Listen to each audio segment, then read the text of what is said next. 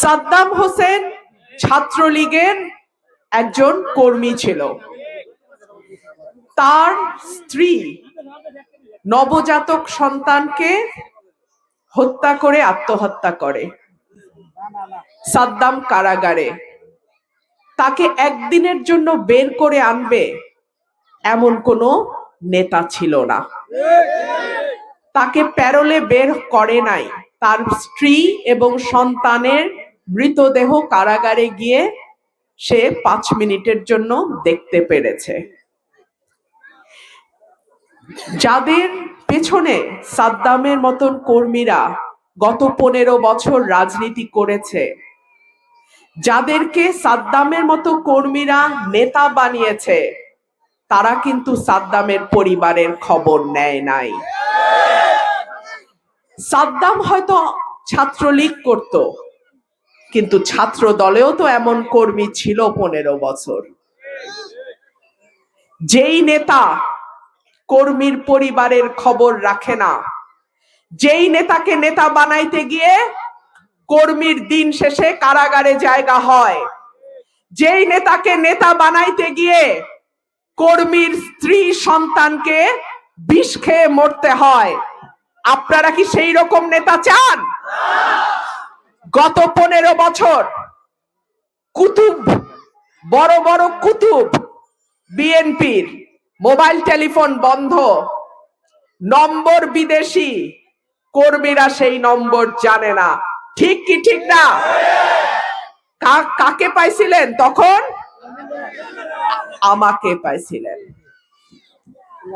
নেতা বাছার সময়ও সাবধানে বাইছেন। ভাইরা আমার, সাদ্দামের পরিণতি যেন বাংলাদেশে কোন দলের কোন কর্মীর কপালে না ঘটে। আরেকটা ঘটনা বলি, আওয়ামী লীগেরটা বললাম, বিএনপিরটা বলি।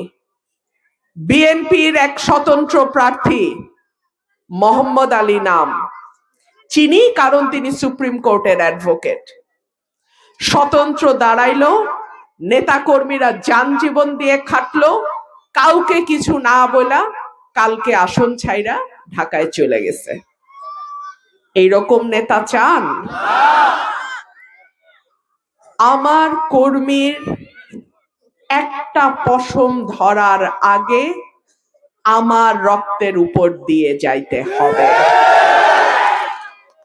আমার বাবা নাই, ভাই বোন নাই, আমার আপনারা ছাড়া কেউ নাই।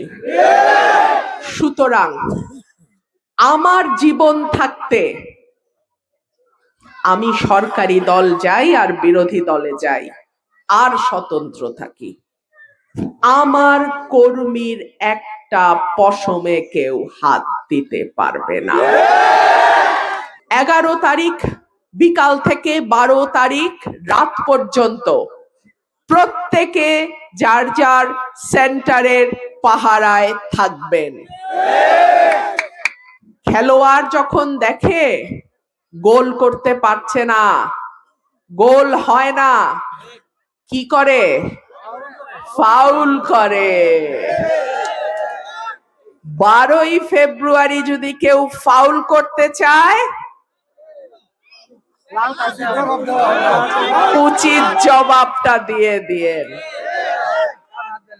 আমি বলি না ঠ্যাং ভাঙ্গা দিয়েন, শুধু বললাম উচিত জবাবটা দিয়ে দিয়ে। কোন ফাউল সরাইল আশুগঞ্জের মানুষ মানবে না। বিদেশি কূটনীতিকদের নজর থাকবে সরাইল আশুগঞ্জের দিকে।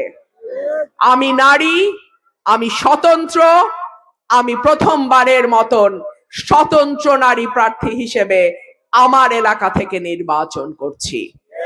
সুতরাং আমার এলাকায় চতুর্পাশের নজর থাকবে। আমি পুলিশ, প্রশাসন, আমলা এবং বড় বড় রাজনৈতিক দলগুলোকে বিনীতভাবে স্মরণ করিয়ে দেই, দল না থাকলেও জনতা যেই প্রার্থীর সঙ্গে থাকে সেই প্রার্থীর সঙ্গে ফাউল করা আর নিজের গলায় দড়ি দেওয়া একই কথা। 12ই ফেব্রুয়ারি যত বড় দলই হন, যত বড় মতই হন, ফাউলের চিন্তাও করবেন না। আপনারা সবাই 12ই ফেব্রুয়ারি সকাল থেকে ভোট কেন্দ্রে থাকবেন। মা বোনেরা সকাল সকাল ফজরের নামাজ পড়ে ভোট কেন্দ্রে যাবেন, ভোটটি দেবেন। এবং আমার ভাইদের প্রতি আমার অনুরোধ থাকবে, ভোট শেষ হওয়ার পর গুনে নিয়ে সই করে যার যার বাড়িতে ফিরবেন, তার আগে নয়।